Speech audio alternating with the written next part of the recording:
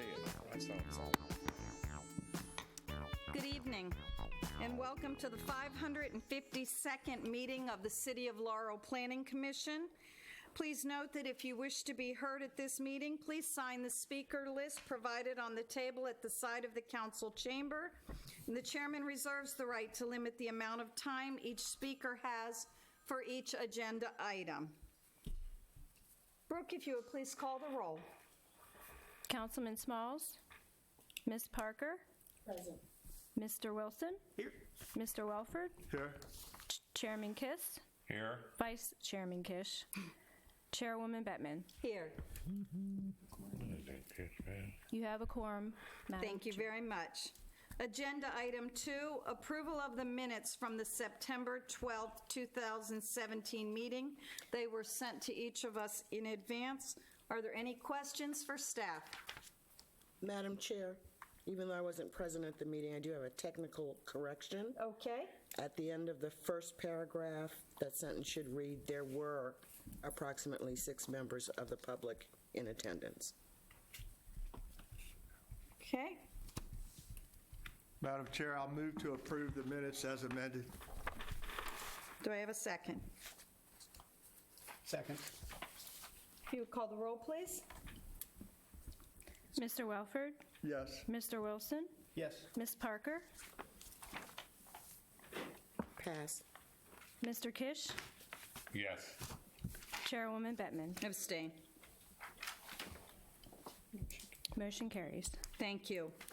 Agenda item 3 is an amendment of resolution number 1709 PC, a resolution of the City of Laurel Planning Commission approving the preliminary subdivision plan for property known as Spring Arbor within Anderson's Corner and providing for an effective date. And if I could explain, and then if there are any questions for staff, the amendment of Resolution 1709, which was handled at the last meeting, the September meeting, a resolution of the City of Laurel Planning Commission approving the preliminary subdivision plan for property known as Spring Arbor within Anderson's Corner and providing for an effective date. On September 12th, 2017, the Planning Commission adopted the resolution number 17-09-PC. However, since then, the resolution has been amended to revise the "therefore be it resolved" clause. We have discussed this. If there are no objections and no questions for staff, I will entertain a motion to approve the amended resolution number 17-09-PC for the preliminary subdivision plan for Spring Arbor. So moved. Second. Roll call, please. Yes. Yes. Mr. Kish? Yes. Chairwoman Bettman? Yes. Motion Thank you. Moving on to agenda item 4. The MXT final plan application number 875, Spring Arbor Townhouses, 7003 Van Dusen Road, filed by BB Spring Arbor LLC. This agenda item includes the public hearing on the application and the final action by Planning Commission. Christian. Good evening, Madam Chairwoman. The applicant is seeking MXT final site and landscape plan approval for application number 875 to develop a townhouse community for property known as 7003 Van Dusen Road to be called Spring Arbor. The property was annexed into the city in 2008 as R5, one family detached, and then was later rezoned to MXT in 2015. The applicant obtained concept MXT approval last month. The proposed site will have 55 residential townhouse units with 236 parking spaces, 4 spaces per dwelling unit, and 16 visitor spaces. The site will also include associated visitors parking, a sidewalk system, utilities, open space, landscaping, stormwater management facilities. The streets within the development will be private and maintained by the HOA. However, the city will collect the development's trash and recycle. Staff recommends that the City of Laurel Planning Commission approve application number 875 MXT Final Site and Landscape Plan for Spring Arbor with the conditions that were outlined in the technical staff report. Thank you. Are there any questions for staff? That was a very complete report. Thank you. I would now like to open the public hearing on MXT Final Plan Application Number 875, Spring Arbor Townhouses, 7003 Van Dusen Road. I do not have anyone signed up. Mr. Gibbs, I see you're here. Welcome. If you would state your name and address for the record. Yes, good evening, Chairwoman Bettman, members of the Planning Commission, Edward Gibbs, an attorney with offices in Largo, representing the applicant in this case, and I apologize for not signing up. I missed the list. We are just here to register our concurrence with everything in the staff report. We certainly accept each of the conditions that are recommended by your staff, and we just really want to thank and applaud all the members of the staff, in particular Christian Pulley, for how hard she's worked to have the conceptual site plan, the preliminary plan, and now the final plan all done in roughly a month and a half. So thank you very much, and we'll be happy to answer your questions. Thank you. Are there any questions for Mr. Gibbs? I have none. Nope. Hearing and seeing none. If there are no questions for staff, is there anyone else wishing to speak on this application? Hearing and seeing none, I will close the public hearing, and I will entertain a motion for final action. I'll move that we approve the MXT Final Plan Application Number 875 with including the staff technical report. Madam Chairman, I second that. We have a motion and a second. If we could have the roll call, please. Mr. Wilson? Yes. Mr. Kish? Yes. Ms. Parker? No. Yes. Chairwoman Bettman? Yes. Is You there have- Motion carries. is there a resolution for this that accompanies? There is, sir. Okay. You That know, was so not on the agenda. we can take that up now. Let me make a motion to approve the resolution. Do we approve the resolution, or is it going to go to the city council to approve it? No, the planning commission approves it. Okay, so I'm going to move to approve the accompanying resolution. I believe it's 17-12-PC.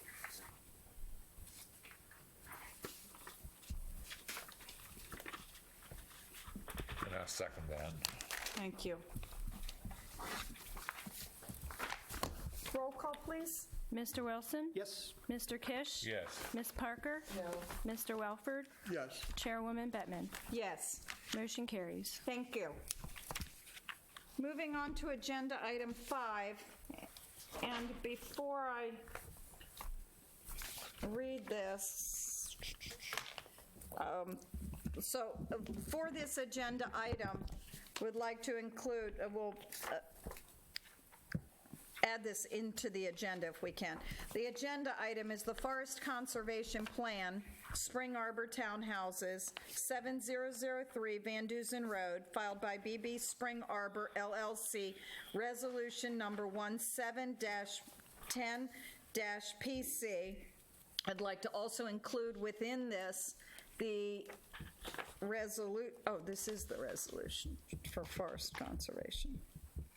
1710-PC is the resolution. Is the resolution, so we don't need, that is the I'm sorry. This agenda item will include a public hearing on the application and final action. Christian? Yes.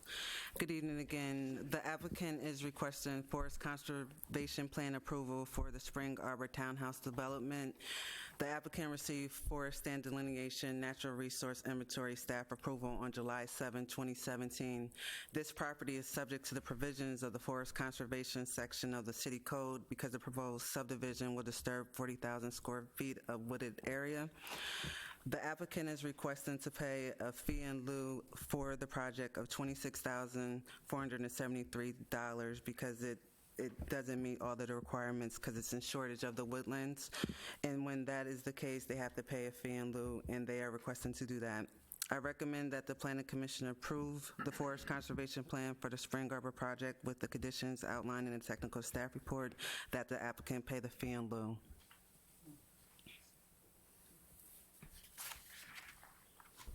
Thank you. There any questions for Christian? No. I will open the public hearing on the resolution number 17-10-PC, the Forest Conservation Plan for Spring Arbor Townhouses. I'm sure Mr. Gibbs is available if there are any questions. Any questions? Is there anyone else wishing to speak on this application? Or resolution, I'm sorry, let me clarify. Hearing and seeing none, I will close the public hearing on this application, and I will entertain a motion. I'll move to approve the Forest Conservation Plan for the Spring Arbor Townhouses, Resolution 1710-PC. Second. We have a motion and a second. Roll call, please. Mr. Wilson? Yes. Mr. Welford? Yes. Ms. Parker? No. Mr. Kish? Yes. Chairwoman Bettman? Yes. Motion carries. Thank you. Moving on to agenda item 6, the amended site and landscape plan for 9007 Marshall Avenue, filed by SAIA Motor Freight, resolution number 17-11-PC. This agenda item includes a public hearing on the application and final action by the Planning Commission. Christian? Good evening once again. The applicant, SAIA Motor Freight, is seeking amended site and landscape plan approval to modify the site known as 9007 Marshall Avenue. The property was once known as the old roadway trucking terminal, however, has been vacant for over a decade, and the applicant is applying to reestablish the use as a trucking a trucking center. And the property is currently zoned industrial general. The site will have on-site security 24 hours a day. The proposed renovations for the project will include an addition for office space of 3,850 square feet. They will have a fuel tank, an above-ground fuel tank, 20,000 gallons stored on site. They plan to provide 202 parking spaces. The staff report stated it was 253, however, it's actually 202. So they have to do some repaving, and the parking will include parking for their employees, trailers, and some of the truck tractors. The site will also have handicap parking as well, and they would like to enclose the property with a 8-foot fence around the perimeter of the property. They're also proposing to do landscaping around the whole site to enhance the area as well.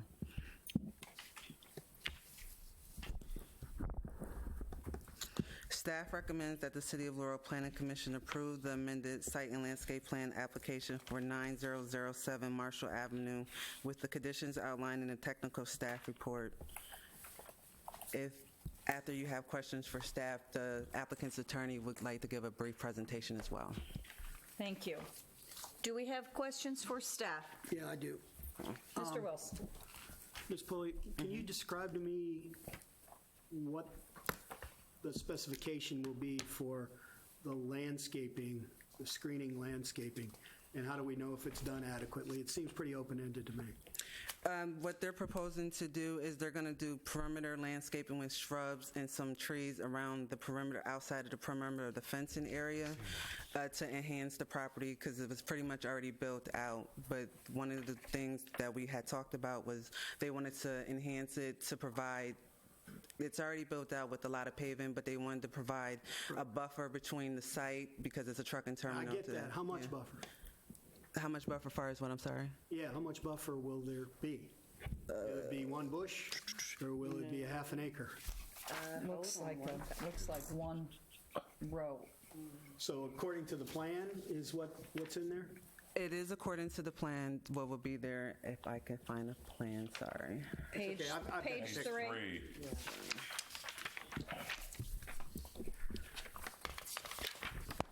I mean, we have, Mr. Smalls isn't here tonight, but I mean, we have we have an opportunity, we have a surface here that's a very, very hard surface in a floodplain, and we have an opportunity to increase the amount of permeable surface there, and I just don't think this is enough. Okay. So, I mean, how much is enough is what I'm asking. I mean, my opinion is one thing, but what do we use as a standard for this?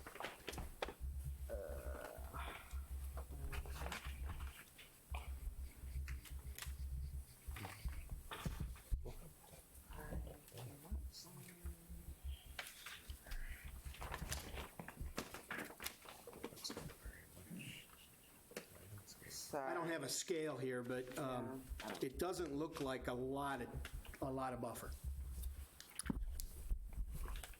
Is Mr. Ship the applicant or the attorney that is speaking?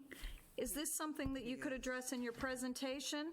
Mr. Wilson, is that okay if we? That's fine. Christian? But I really want to get to the point of, do we have a standard? Oh, okay, thank you.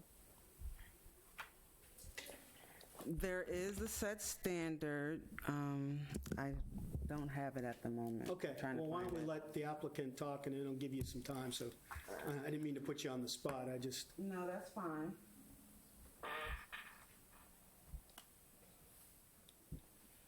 Christian, is that okay if we go ahead and let the applicant? Oh, yeah, that'll buy definitely. you a little bit of time. Okay. Thanks, Christian. Welcome, if you would please state your name and address for the record. Thank you, Madam Chair. My name is Bill Ship. I'm with O'Malley Miles, Nyland and Gilmore, just up the road here. Here tonight on behalf of SAIA. We do have representatives of the owner. Also, my colleague, Nate Foreman, is with me today. Keep me straight on these things, so I appreciate his help. I do have a slide presentation. I'm going to grab the pointer. To there.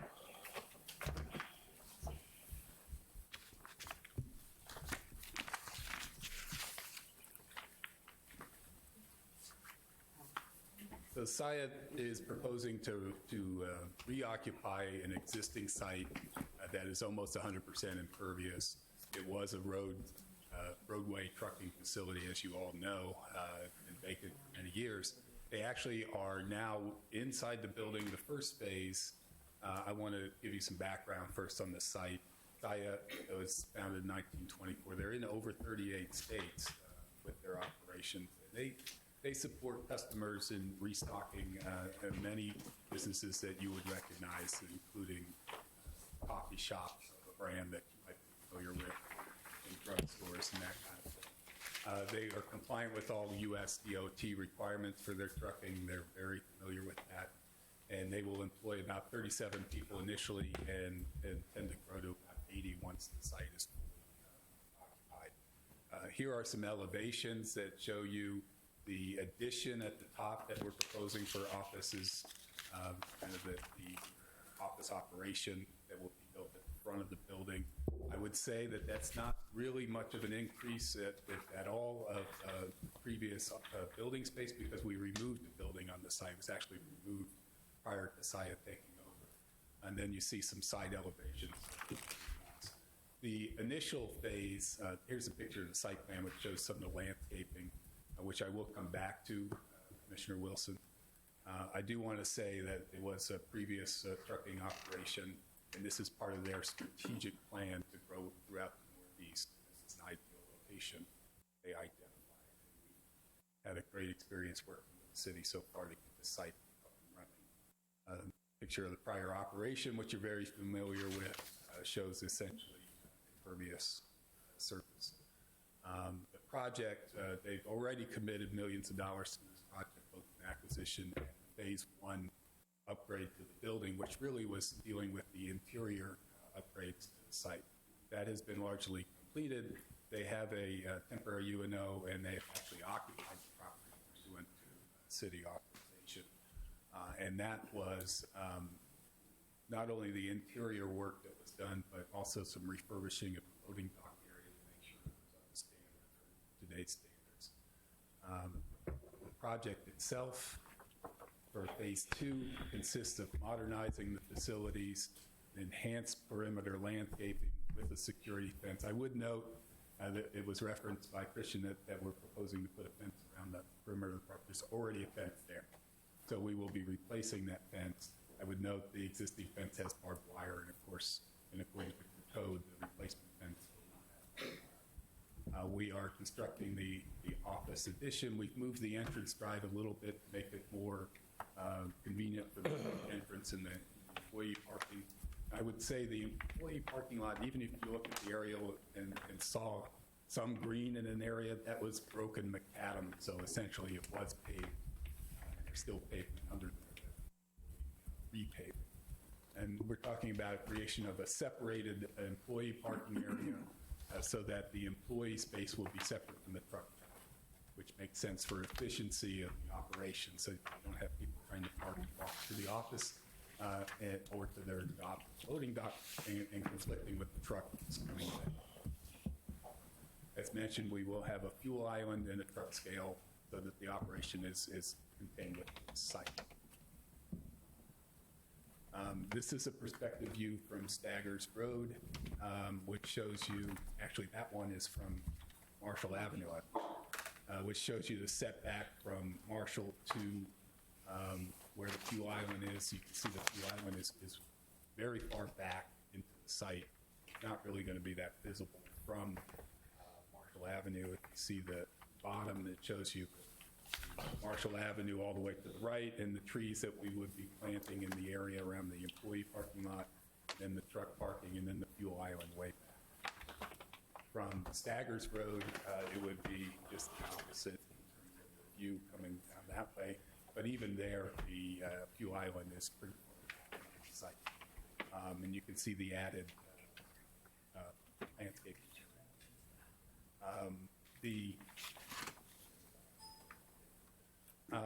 So to get to the landscaping question, as I said, the site was essentially totally impervious. In order to do landscaping, both per your city ordinance and in addition to making the site more edge soft, which was the direction that we were given, talking with staff on priority, we've removed about just over an acre of impervious surface around the edges to put this landscape in. There is a full schedule of the landscape materials and the different plantings that will be done on the site plan. And so while we're not turning it into a green open space area, we are focusing on the edges. And then behind the landscaping will be the fence. So that'll even soften the fence edge as well.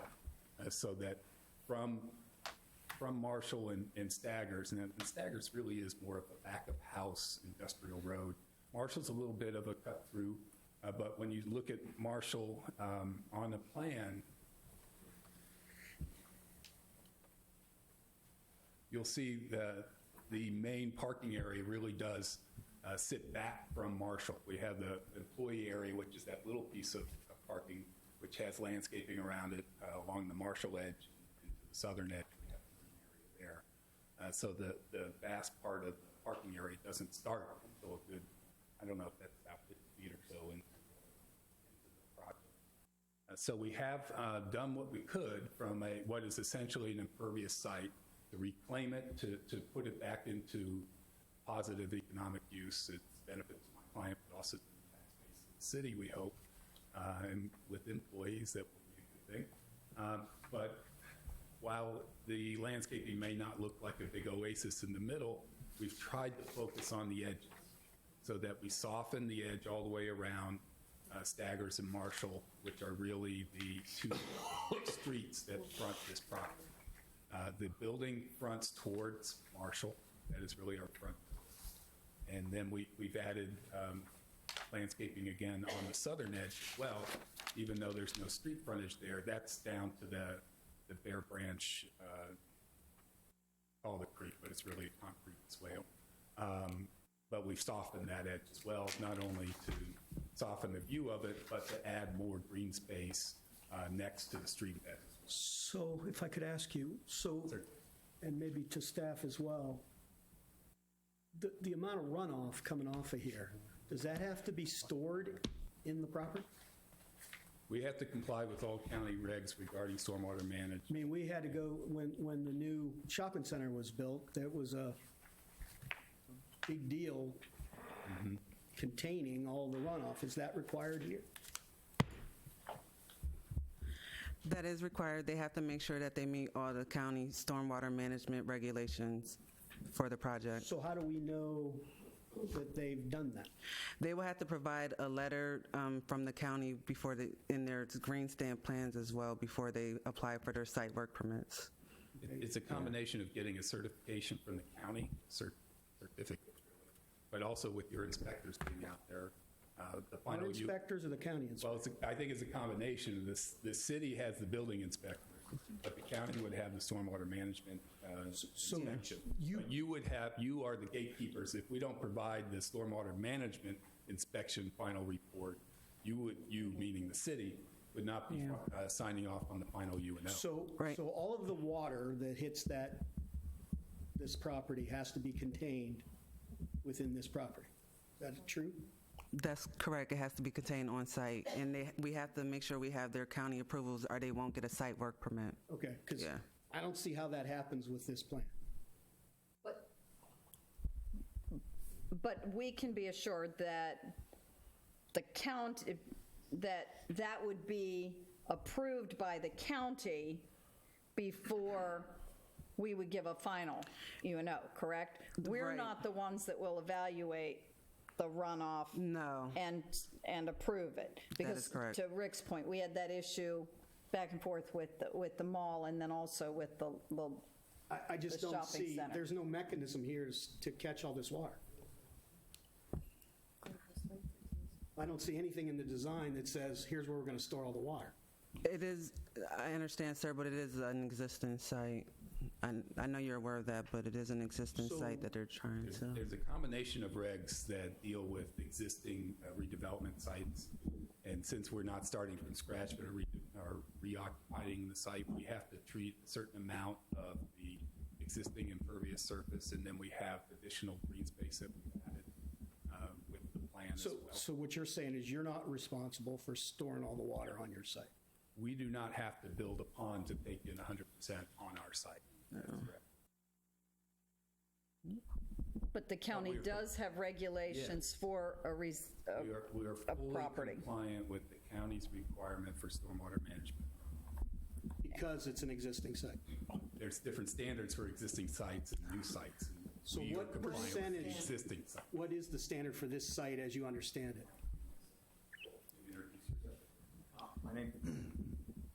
My name is Mike Wagner. I work for Bolt as a civil engineer.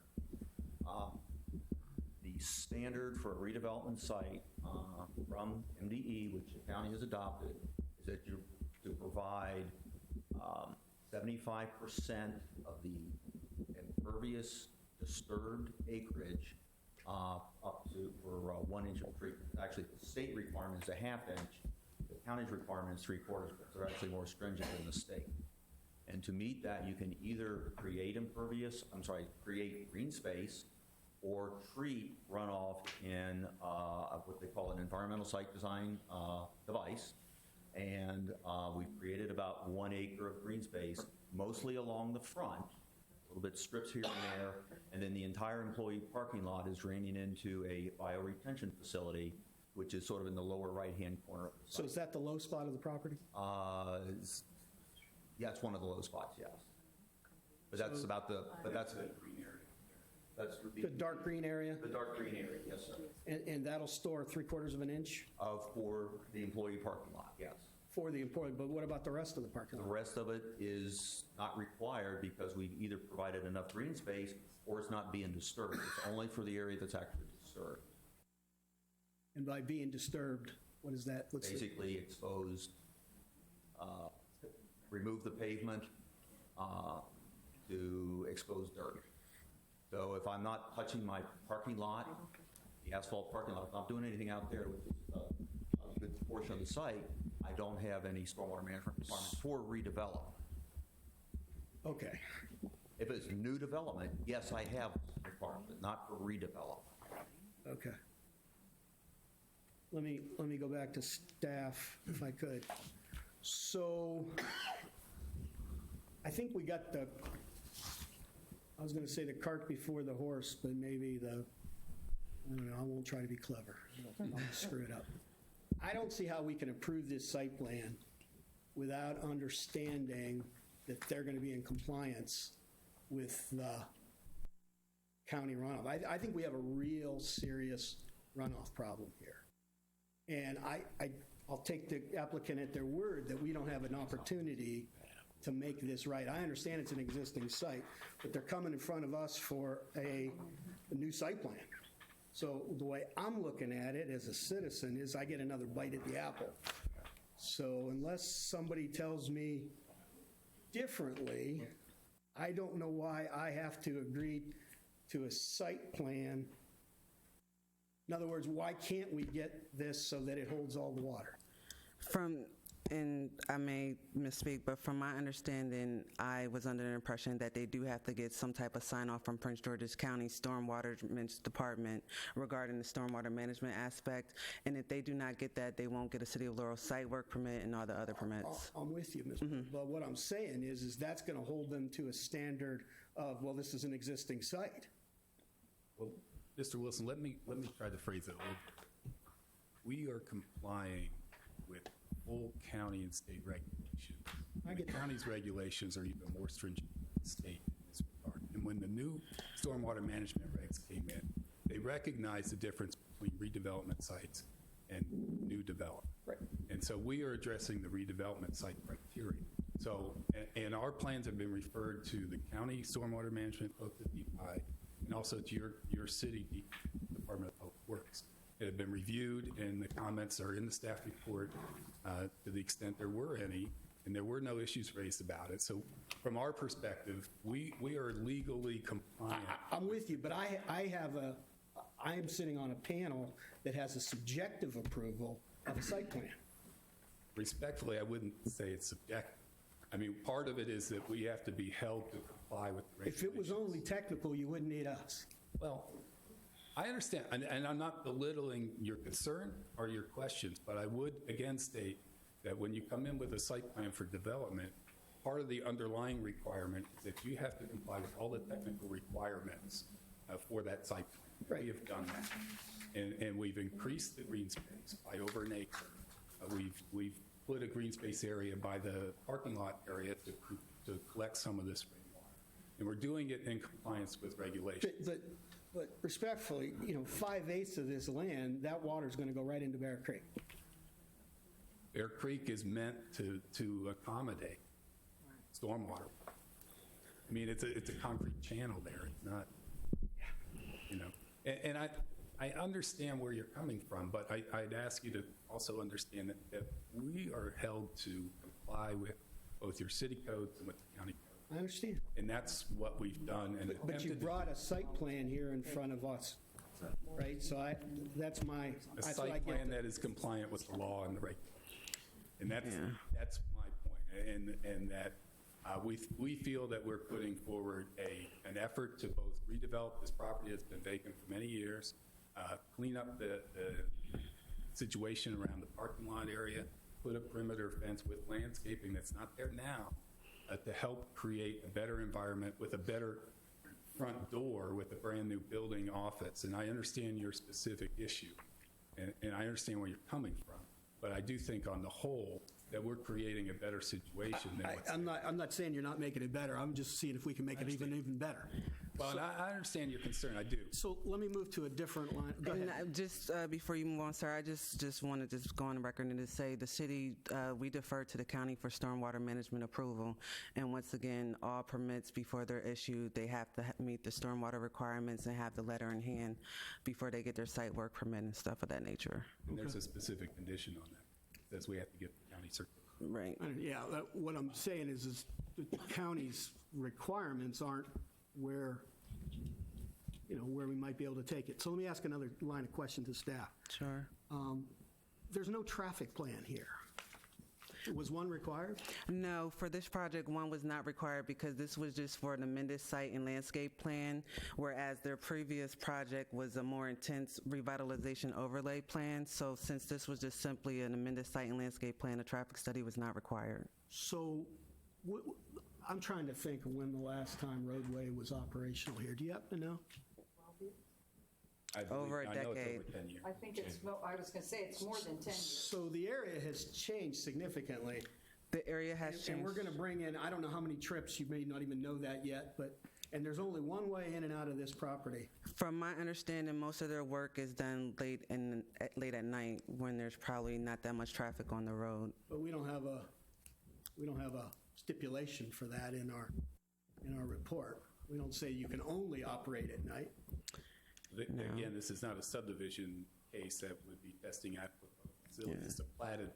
I understand, but where I'm going to is now we're going to have a whole lot of truck traffic on Marshall Avenue. There are some specific conditions that talk about, which will essentially ensure that the traffic's going to be going predominantly right out to Route 1 as opposed to the other direction, Bowie Road. That have Yeah, to do I with mean, I the can't weight- imagine one of the big rigs wants to go underneath that the weight bridge. limits on the bridges. Yeah. I figured it's all going to go out to Route 1. Right. But there's no traffic, is there any way, there's no traffic study required?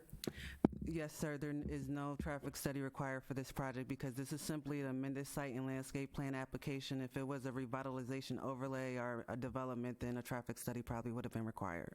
Okay. That's all the questions I have. Thank you. Yeah. Anyone else have questions?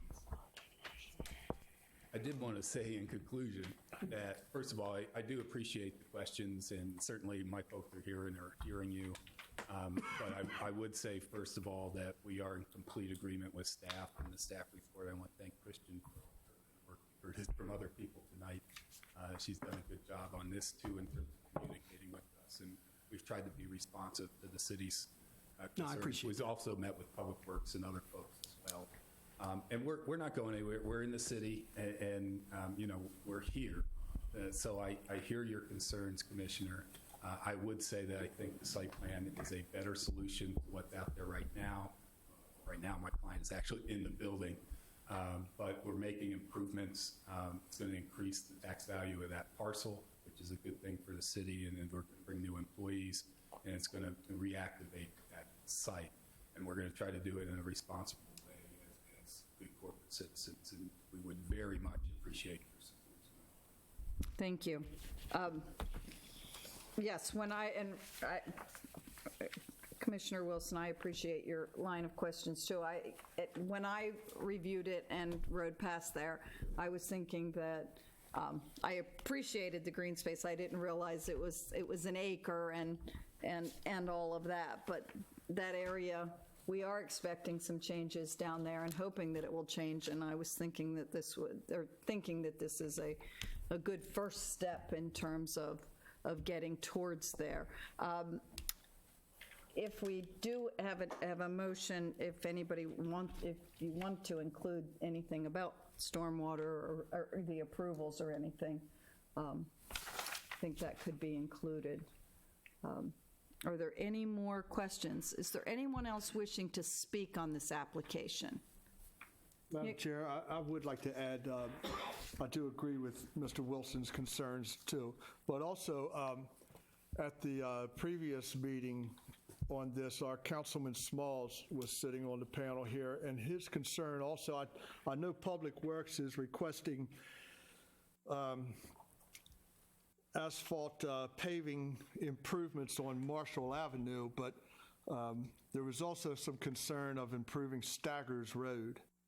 And I know that that's not an access point to the property, but it is connecting to the property, and there'll probably be some use of the road, and it is in pretty bad shape. I mean, I imagine employees could possibly use it, or a truck now and then. I don't believe so, because the entrance is going to be off of Marshall. We're going to have it fenced all the way along Staggers, and there's not another entrance to our site. That road serves the industrial uses down at the end of that road, and we will not have an entrance off Staggers. But we will be landscaping the full edge.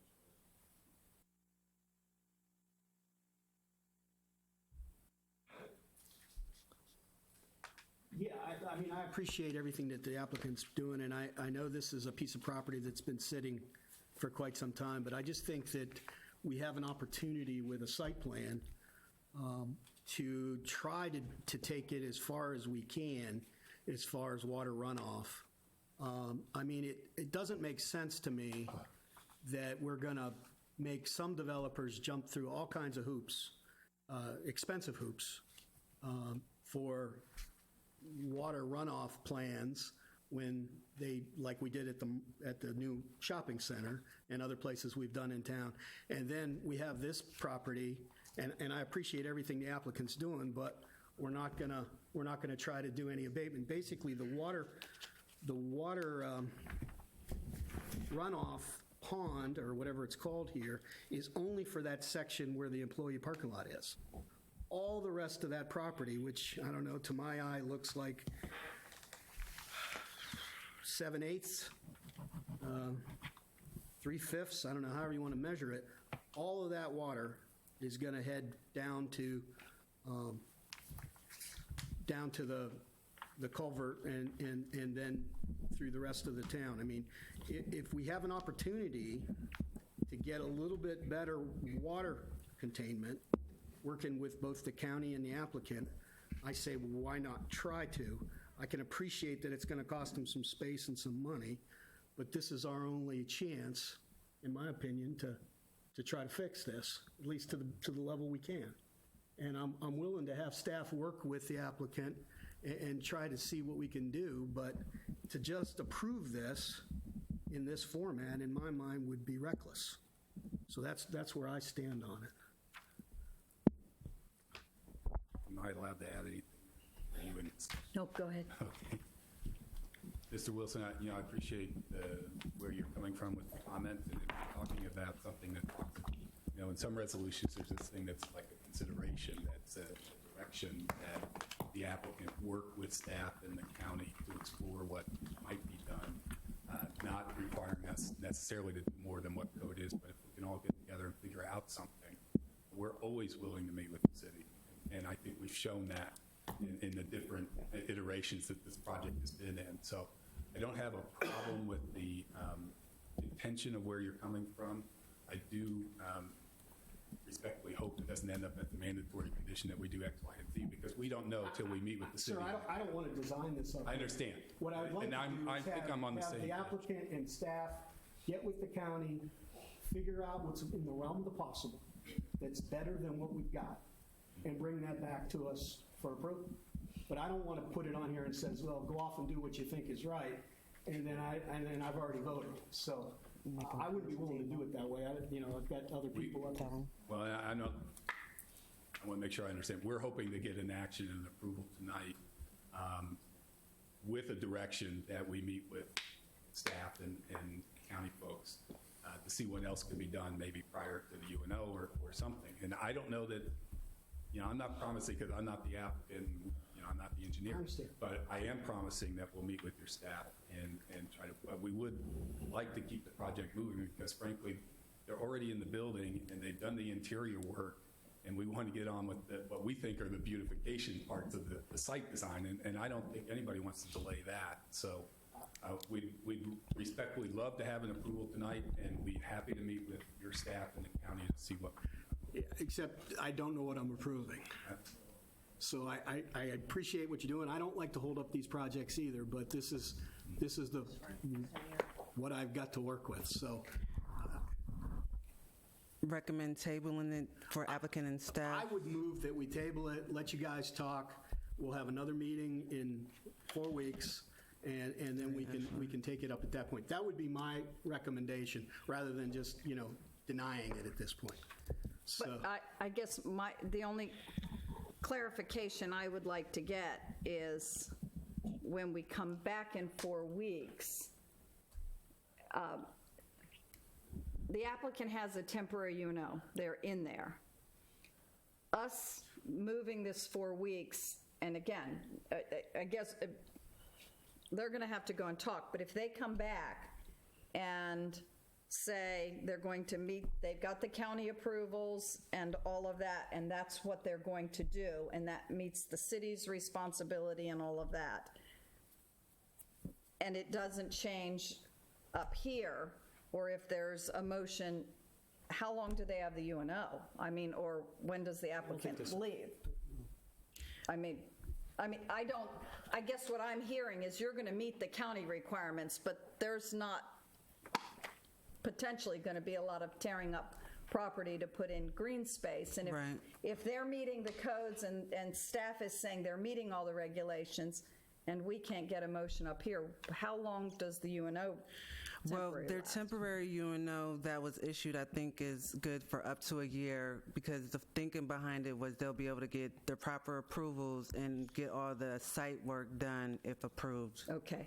The problem I have is that the inside of the building now looks great. But we are now, we want to do the stuff to the outside. We do too. And so, again, I would request, if it's possible, to have consideration of approval tonight with the direction in that approval to have additional meetings with staff in the city. And I understand what you're probably going to say is, till you see it, you don't know. But I'm saying that right now we're compliant. And we're saying we're offering in good faith to have some follow-up meetings. But I'm with you. I'm just we do saying, I wanna get a get- chance to do a site approval, and as far as I'm concerned at this point, I'm not willing to do a site approval. So, I don't, you know, Before we've got we a whole table bunch it, let me ask if there are any other commissioners willing to make a motion to have a vote on this evening. Ms. Parker? No, I'd like for Mr. Wilson to craft the motion, and then we'll take it from there. Yes. Oh, I don't think he's willing to make a motion. The motion I would make is that we table this and Table. and Right. let staff talk and bring it up in our next meeting. That would be the motion I'd make. Well, I would second that motion. Okay.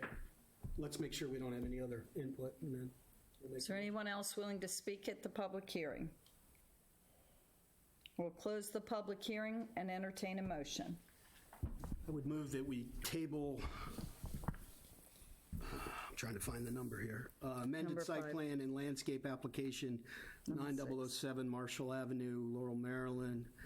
And the goal would be to have the city, the county if possible, and the applicant work together to see what's within the realm of the possible to try to mitigate some of the stormwater off of this site. And again, I appreciate that the applicant may not be willing to put the kind of money into this that, you know, that you would do to do 100% mitigation. But let's just see if we can do a little bit better than the buffer we have, and take an opportunity at least to take a look at it. So that would be my motion. And I'll second. Mr. Wilson? Yes. Mr. Welford? Yes. Ms. Parker? Yes. Mr. Kish? Yes. Chairwoman Bettman? Yes. Motion carries. Thank you. We'll see you at the next meeting. Thank you. Agenda item 7, special exception number 874, Bernadette's House, 306 Montgomery Street, filed by Bernadette's House, Carol Nash founder, CEO, for recommendation to the Board of Appeals, including a public hearing on the application and final action by the Planning Commission. Christian. Good evening once again. The applicant, Bernadette's House, is seeking special exception approval to operate an after-school mentoring enrichment program for preteen and teenage girls at 306 Montgomery Street. The property is zoned R55 for single-family detached. The organization has been in existence since 2012 and is looking to locate to a property with more space that will better serve the girls, as well as provide a home-like atmosphere. Bernadette's House will also be working with the city's Youth Service Bureau, Laurel Helping Hands. Currently, the after-school program runs through the school year and provides services Monday through Friday from 2:30 to 6:30 p.m. The program usually, on average, has 10 girls on any given day. It is contingent on the student's schedule. The organization has established relationships with neighboring high schools to assist with tutoring efforts. The activities are structured in a way for the girls to increase their confidence, self-esteem, as well as learn etiquette and life skills. Bernadette's House also created a summer mentoring program for girls ages 8 to 14 years old that live in the Laurel area. The applicant also plans to add 5 new parking spaces to the property as a future project once the organization is established and raises the appropriate funds to construct the new parking area. It is recommended that the applicant work with city staff regarding implementation of the parking area to use a permeable surface so they wouldn't have to use concrete or blacktop. The applicant understands the requirements that come with special exception approval and is eager to work with the city staff to ensure compliance. According to Section 20-21.1 of the Unified Land Development Code, the proposed use would meet the requirements for special exception approval. It is recommended that the Planning Commission recommend approval of the special exception application number 874 to the City of Laurel Board of Appeals with the conditions that are outlined in a technical staff report. Thank you. Thank you. Are there any questions for staff? No. Nope. I would like to open the public hearing on this special exception number 874, Bernadette's House, 306 Montgomery Street, filed by Bernadette's House, Carol Nash, founder, CEO, for recommendation to the Board of Appeals. I do not currently have anyone signed up for this agenda item. If you would like to speak, if you would please come to the podium. If you would state your name and address for the record. Welcome. Hi. Thank you very much for this moment. Nancy Lilly, President of the Board. We're here asking for a special exception on the zoning of this house to serve the community of Laurel. We've been serving as Bernadette's House for the last 5 years in partnership with the Laurel High School, Pilates, St. Mark's, the Laurel Library, the elementary school, City of Laurel, the Helping Hands, the lovely ladies of Laurel. So we want to stay in the community. We want to continue serving in the community. The space that we have, we've been at the house right next to St. Mark's for about a year. We've outgrown that space. So that's why we want to be able to move to another site. The owner of the house, Pastor Manon Garley, I've known her for the last 5 years myself, personally. Wonderful lady, and her words are, this house was meant to be part of the community. She started work there herself when she bought it with her husband, her late husband, and she is very honored to just think that this house is going to be used for that purpose. So thank you very much for your attention. Thank you. Are there any questions? I have one, Ms. Lowe. I'm just curious, have you approached the Laurel Boys and Girls Club? We have. They used to be in there. Yeah. We were in the back, Yeah. the little building in the back, and our rent actually went 3 times. It increased 3 times. We couldn't afford it. Okay. So at that point, that's why. It's when you moved to St. Mark's? Yeah, we actually reached out to the city, and the city helped us find St. Mark's once upon a time. And Because we were at a point where we didn't know what to do. and you're not interested in trying to get back? I'm just saying it would save you some. I think that for the sake of the girls, we need an environment where it's very embraced with the entire community. And I don't know if you've seen the house. The house is located. Oh, I know it well. I live We all behind it. know it well. Right all on been Montgomery in that Street. It has that home feeling. One of the objectives. This is an after-school mentoring program. I'm gonna show you. I'm gonna walk you through a typical day of a girl walking in that house. She has her slippers at the entrance of the door. She'll walk in, take her shoes off, put a slipper on, and there is 1 or 2 people there asking her, "How was your day? Come on, let's go sit down and talk about your day. There's a snack here for you." We're in partnership with Panera. You get all of the snacks and everything for free from Panera. They're very much into believing and working with the community. And then we have the girls from Pilates that has been integral part, and the girls from Laurel High School, integral part of the program. Excuse me. And those girls are the ones that are actually helping our girls to do their homework, to read a book. They started a book club at the Laurel High School. At the Laurel Library, and they're the ones that are running that. So there's so much that they're doing, serving the community, So that home feeling, No, it sounds like a wonderful program. My questioning is going towards the property itself, because we're the planning commission, so I've heard of your organization. both properties on each side are commercial right now. I understand. So can you explain to me a little bit, where's your funding stream from? Right now, corporate sponsorship will fund more than 70% of the monthly. So we have a lot of, I actually own a company in Laurel. I've been in Laurel for the last 15 years. So I sponsor a big piece of the So rent. will you be renting this building?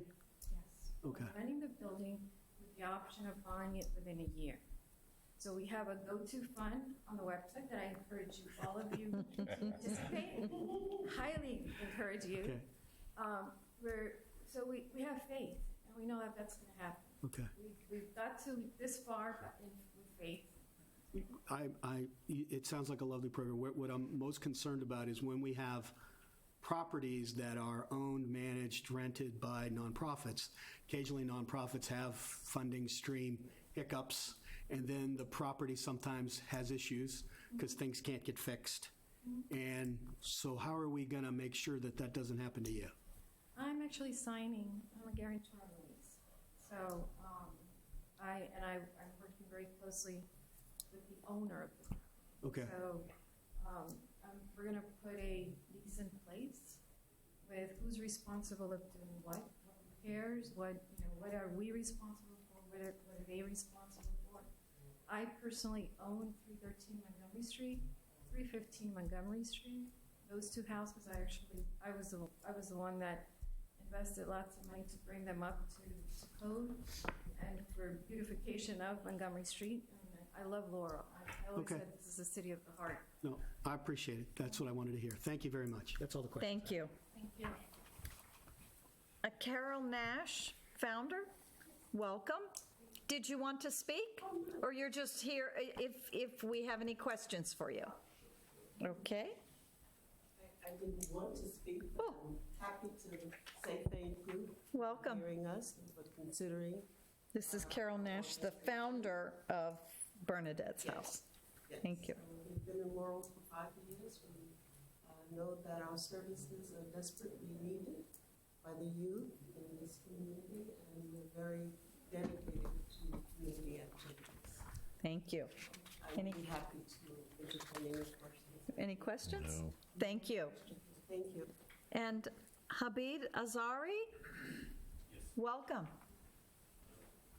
If you would state your name and address? Deep Azari, in the building next to it. And the way she was talking about, both sides of the building is not commercial. Okay. The first building, commercial. And there's a lot of issue. And we had a bit old owner. Don't know if still survived or not. He had some schooling there. Kids are walking through the yard. There's water retention there, if you've seen it. Observe anytime you pass by, it rains, it's going to be flooded with water, trees falling On the property? on property, and which actually some of the line came and said falling like a car. I was going to file it. Things here last week, but I did not go. Next week I have to come. And water all over it. And the building is too old to need, kids coming and going and all that. Water retention is a residential area which is going to be crowded. That area is going to be crowded.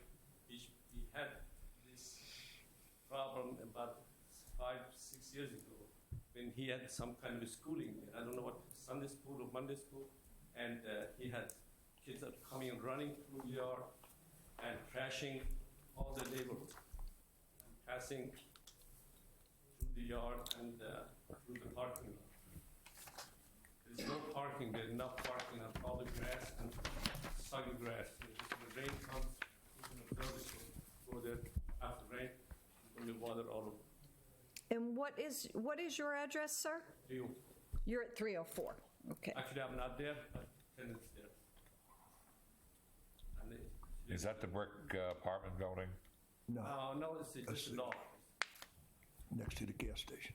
Next to gas. So yours is a commercial property? Okay.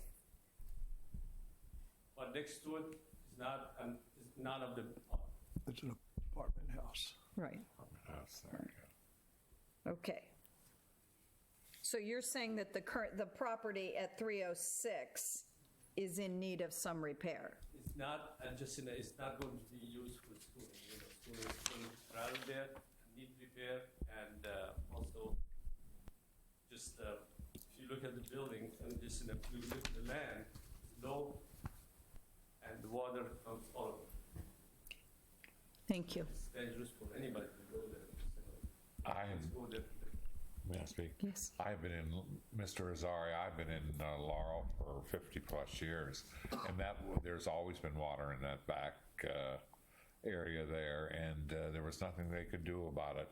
But it doesn't affect that front area where they're going to put the parking or where they're going to do something with those parking spaces. And I think that house was pretty well renovated. I was in it not too long ago, and it's fairly nice. If it didn't have those stairs in it, I would have bought it. I looked at it too. If it wasn't Sir, surplus. if I could, Sure. if there are code issues for the property, then I would, I don't care that part of it, but what it is, just that part, just the kids come to the yard, and we had that things, before. but that's a code issue. If you have complaints about the upkeep of the property or the tenants on the property or anything like that, then I would highly encourage you to go ahead and make the complaints.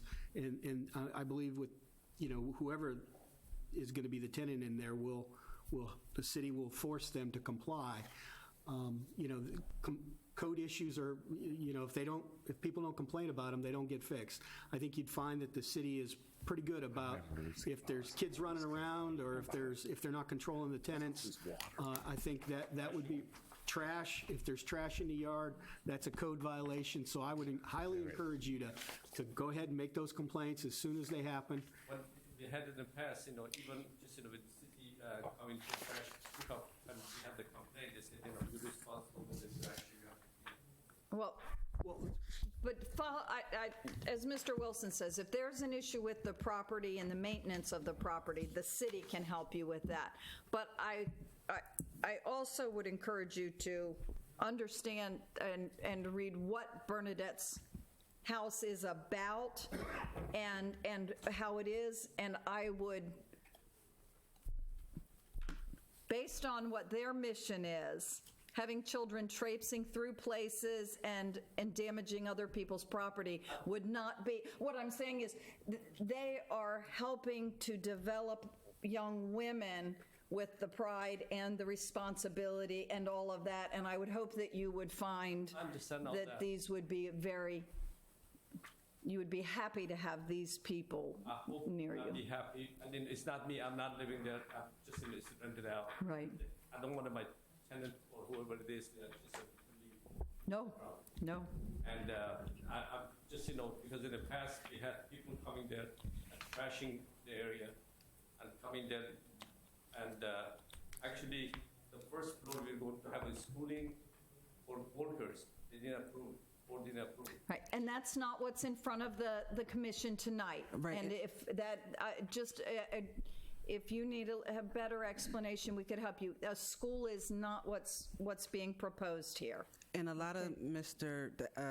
Azari's complaints or concerns is regarding the property that's adjacent across the street from him, and he's dealt with the city and contacted us about code issues, and the city Okay. has had people go out regarding those matters. Okay, thank you. And we would encourage you to continue to deal with the facility. Also, I want to know the code, the zoning is going to change to commercial or residential? No, what is being requested is the special exemption for, Christian, can you explain that? Yes, ma'am. A zoning change is not being requested. The property is zoned residential. It's going to stay residential. They're requesting a special exception to operate an after-school mentoring and enrichment program for tutoring services for preteens and teenage girls. inside of that facility. Not outside. Playground, they don't have playground, do they have to make a playground there? No, There won't- No playground. no, it's not a It's not a daycare center. Okay. I would encourage you to talk to staff. Thank you. Thank you for coming to speak. Is there anyone else wishing to speak on this application? Hearing and seeing none, I will close the public hearing on this application, and if there are no further questions, I will entertain a motion. Madam Chair, I do have one question for staff. Yes. Is the house required to be sprinklered? Excuse me. The house will not be required to be sprinklered because they're not doing any addition, like renovations where they'll be doing any construction on the inside. But the site will have to have a life safety inspection by the fire marshal just to ensure it's code compliant, that they have exits, that there aren't any jagged edges, the steps are, accurately functioning properly, secure. Thank you. Very good question. Thank you. If there are no further questions, I'll entertain a motion. Madam Chair, I'll move to recommend approval to the City of Laurel Board of Appeals for special exception number 874, and to include all of the 6 conditions that rides with that. I'll second that. Mr. Kish seconded. Roll call, please. Mr. Welford? Yes. Mr. Kish? Yes. Ms. Parker? Mr. Wilson? Yes. Chairwoman Bettman? Yes. Motion carries. Thank you. And best wishes going forward on that. Thank you. Moving on to agenda item 8, special exception number 873, Dunkin' Donuts, 319 Washington Boulevard, filed by QSR and R LLC for recommendation to the Board of Appeals, including public hearing on the application and final action by the Planning Commission. Good evening, Commission members. Blake, welcome. Go ahead, sorry. Good evening, Commission members. The applicant is seeking special exception approval to operate a Dunkin' Donuts with a drive-through at 319 Washington Boulevard. The property is zoned CG Commercial General and is surrounded by commercial properties on all sides. The most recent tenant was a Kentucky Fried Chicken, which included a drive-through as well. However, the property has been vacant for the last year. The site will have 29 parking spaces along with 2 handicap spaces.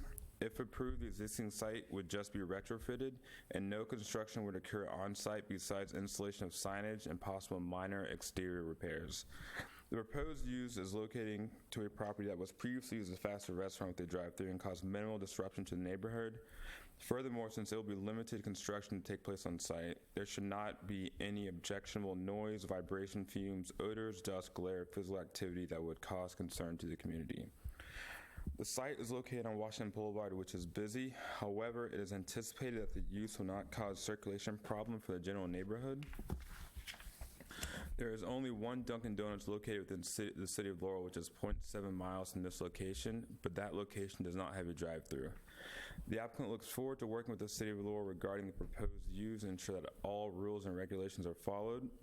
It is recommended that the City of Laurel Planning Commission recommend approval of special exception application number 873 to the City of Laurel Board of Appeals with the conditions outlined in the technical staff report. Thank you. Thank you. Any questions for staff? It doesn't matter, but Go ahead. this isn't, the current Dunkin' Donuts isn't moving into this. Not to my knowledge. So 2 Dunkin' Donuts. I believe so. Okay. Very close. 0.7 miles. Separate. A lot of places, I was going to say McDonald's is the one I'm most familiar with, where you'll see them on a northbound and a southbound within a half a mile. So I don't know, are they franchised and separate I owners? assume I'm they're not franchise. sure. The other question I had when we got this in our packet is, this was already a drive-through restaurant. It is. Why does it have to come for a special exception again? Just because they're operating another drive-through. Okay. Okay, makes sense. You guys get paid by the hour, right? Any other questions for staff? Like to open the public hearing on this application And I do have someone signed up? Yes.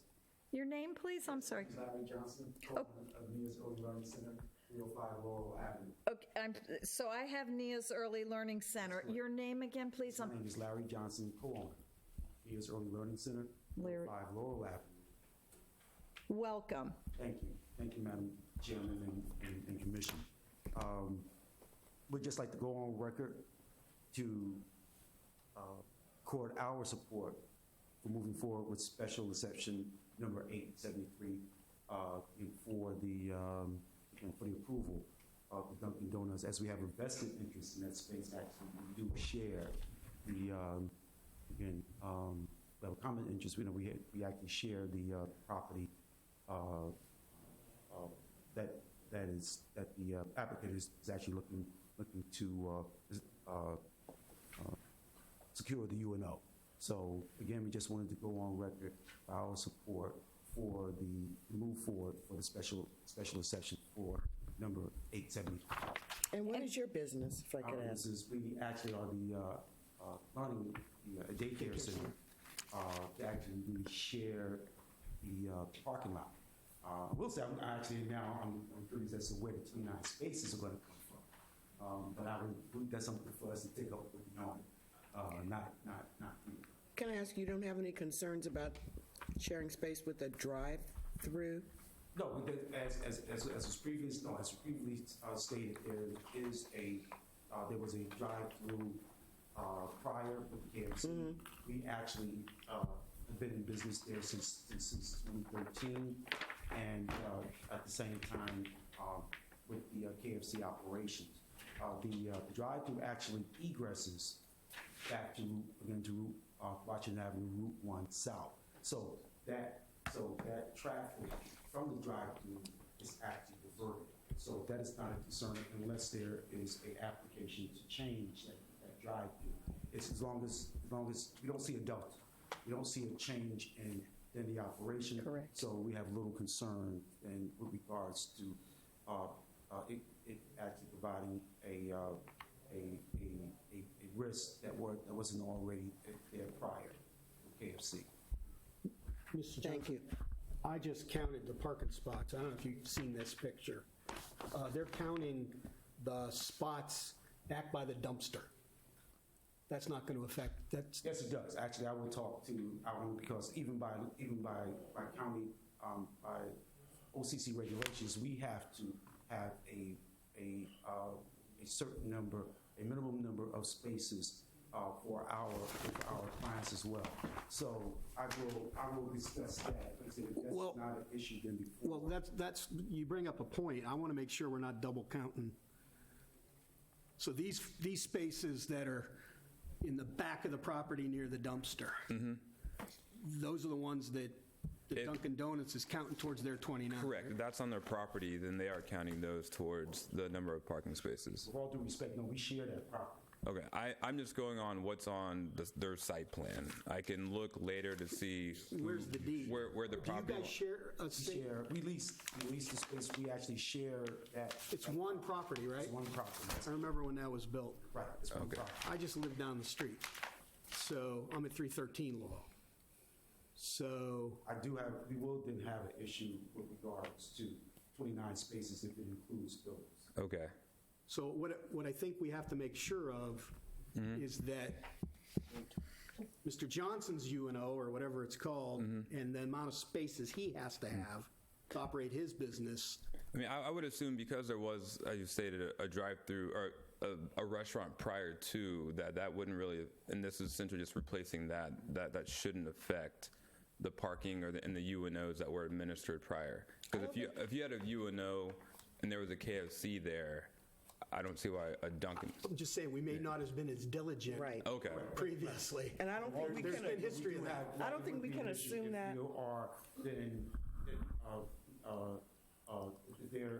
it's going to be written that they have 29 spaces, that does create a potential issue. Okay. So, go ahead. No, I was just going to say we can't assume mm-hmm. that everything was worked out because he said If this is written, then this creates a problem, so. Because his UNO is based on X number of spots. Yeah, I mean, I guess I would need to go back and look when your UNO was administered, along with when KFC was as well, and see what the number of parking spaces was written on on each UNO. Yeah, and I guess my question would be, is since this sounds like it's one owner of the property with two businesses on it, that we would make sure that in the requirements that the city is satisfied that both still are, because I'm sure there's a requirement for spaces for your property, and we don't want. No, I understand. So that would be I have one other question, not to Mr. Johnson, so I'll wait till, are you done, sir? I'm done, sir. Okay. Thank you. Thank you. Thank you very much. Go ahead. I don't know where we are with the dumpster containers, but this would be a wonderful opportunity. I believe per city of Laurel code that dumpster has to be enclosed on all sides and not seen from the right of way. Okay. So can we make sure that that gets stipulated in here? Yes. And so that we have an opportunity, because it's, they have had issues there with the dumpster. Okay. That's all the questions I have. Issues everywhere with dumpsters. Yeah.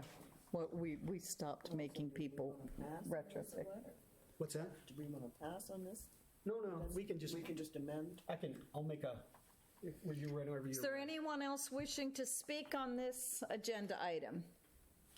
Hearing and seeing none, I will close the public hearing and entertain a motion for final action. Let me try one, and I'll accept any modifications, because I'll probably get this wrong. I would like to approve special exception number 873, or recommend for approval, 873 for 319 Washington Boulevard with the following stipulations. Number one, that the parking numbers get sorted out between Mr. Johnson's business and the Dunkin' Donuts, just to make sure that we haven't double counted that. Secondly, that we put something in there to make sure that the applicant knows they have to conform with the dumpster. And that's all I got. That's my motion. Anybody? Do I have a second? I'll second that. Ms. Parker, second. Roll call, please. Mr. Wilson? Yes. Ms. Parker? Yes. Mr. Welford? Yes. Mr. Kish? Yes. Chairwoman Bettman? Yes. Motion carries. Thank you. There's no other business before the commission. This meeting is adjourned. Good night. Thank you.